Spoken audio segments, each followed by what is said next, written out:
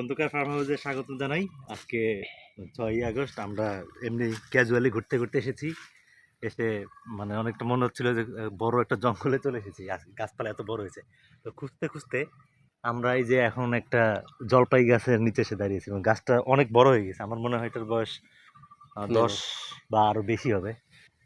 এবং ক্যামেরায় কতটুকু দেখা যাচ্ছে বুঝতে পারছি না, তবে অনেক হয়েছে। খালি চোখে আমরা দেখতে পাচ্ছি যে ছোট জলপাই, যেটা আঞ্চলিক ভাষায় বলে করা, কিন্তু অনেক এবং কাছে ওই যে আরেকটা গাছ, এটাও বোধহয় জলপাই গাছ, যেটা অনেক জলপাই আছে। যদি হাতের কাছে থাকতো তাহলে আমরা পেরে দেখাতে পারতাম। আমার খুব ইচ্ছে হচ্ছে যে উপরে উঠি, কিন্তু যেহেতু অভ্যাস নাই একটু রিস্ক হয়ে যায়। ভাবছিলাম যে কীভাবে জলপাই খাওয়া যায়, তো বাইকনাকে বললাম যে আমাকে দেখো তো জলপাই পেরে খাওয়াতে পারো কিনা।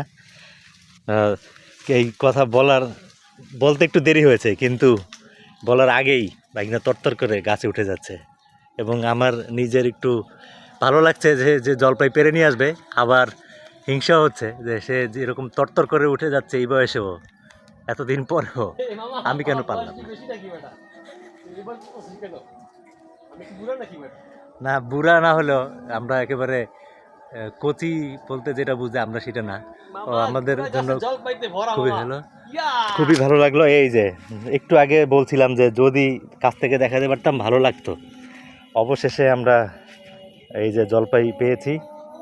লিমন নাগ্নে উপর থেকে এই যে ছিঁড়ে পাঠিয়েছে। এই যে খুব কাছ থেকে দেখেন, ও দারুণ।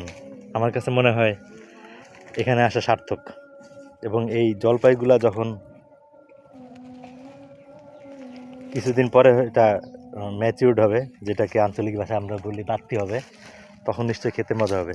আমরা এটা খেয়েও দেখব, এই কড়াটাই আমরা খেয়ে দেখব যে আসলে এটা খেতে কেমন হয়েছে।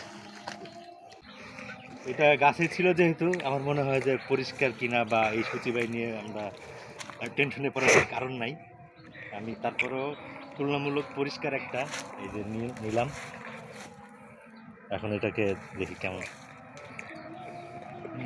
কসকস, কিন্তু টেস্ট ভালো না, আসলে ভালো।